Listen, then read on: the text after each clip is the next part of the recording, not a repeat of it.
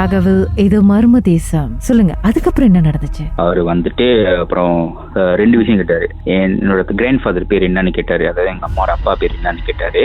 அப்புறம் அவ்வளவுதான், எனக்கு அந்த இன்ஃபர்மேஷன் தான் கேட்டாரு. அப்புறம் அவர் என்னமோ செஞ்சுட்டு ஒரு மின்னோட்ட கையில கொடுத்து அதே குளிக்க சொல்லிட்டாரு. நீ வீட்டுக்கு போறதுக்கு போயிரும் அப்படி சொல்லிட்டாரு. சோ அதே மாதிரிதான் நாங்க அவங்கள தண்ணி குடிக்க சொல்லிட்டு வீட்டுக்கு பேசுறதுக்கு அவங்க நார்மல் ஆயிட்டாங்க. அவங்களுக்கு என்ன நடந்துச்சு தெரியல. ஓகேவா? அப்ப நம்மளுக்கு இந்த கியூரியாசிட்டி இருக்கணும், இது என்ன ஆச்சு ஏதாச்சுன்னு.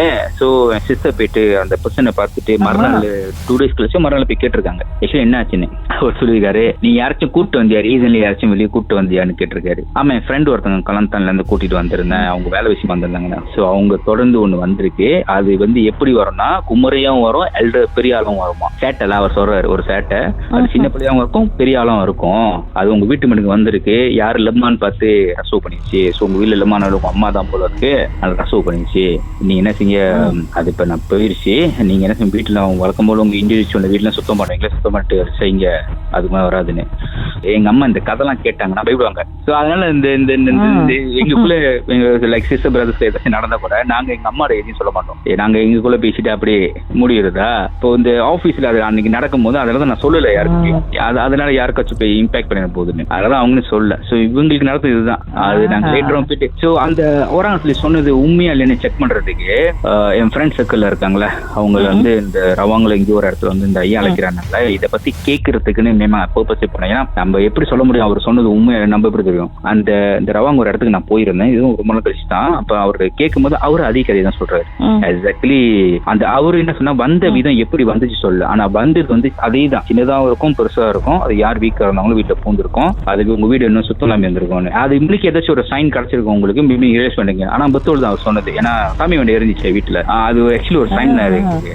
ஸோ இதுவும் நடக்க போது இருக்கு பொழுது, பட் இது மூலியமா நடந்துச்சு. ஸோ வி அண்டர்ஸ்டாண்ட், ஓகே இது இப்படி நடந்துச்சு. ஸோ அதனாலதான் இந்த மாதிரி ஸ்டோரி நான் என் மாதிரிக்கு நாங்க ஷேர் பண்ண முடியும். இன்ன வரைக்கும் மறுபடியும் ப்ரோக்ராம் ஓடுன்னு தெரியும், ஆனா கேட்க மாட்டாங்க. பேசின ரேடியோல அவ படம் பேசினி ஆச்சரிச்சு நான் கேட்கலன்ட்டாங்க. என்ன சம்பவம் ஏதுன்னு ஒண்ணுமே கேட்கலன்ட்டாங்க. ஏன்னா அவங்க எக்ஸ்பீரியன்ஸ் இல்ல. ஏன்னா அவங்க எல்லாம் மிளாக்கால இருந்தாங்க. அவங்க ஏன்னா எங்க அப்பா இங்க கேரள வேலை செஞ்சாரு. அவங்க மிளாக்கால உண்டியா தான் இருந்தாங்க. நாங்க 5 பேர், எங்க 5 பேர் உண்டியா தான் இருந்தாங்க. அவங்க நிறைய விஷயம் பார்த்தாங்களாம். ஸோ அதனால அவங்க பயப்படுவாங்க. இந்த விஷயம் கேட்டாலே அவங்க பயப்படுவாங்க. அப்ப அவங்க என்ன மாதிரி பட்டிருப்பாங்க அங்க அவங்க ஹோம் டவுன்ல. அடுத்தது நினைக்கிறேன் உங்களோட அம்மாவை தான் இன்டர்வியூ பண்ணணும். அவங்க அப்புறம் பேசி அவங்க கதையை போறாங்க, வேண்டாம் உங்களுக்கு ஏதாச்சும் கேட்டு சொல்றேன் உங்களுக்கு வேண்டாம்.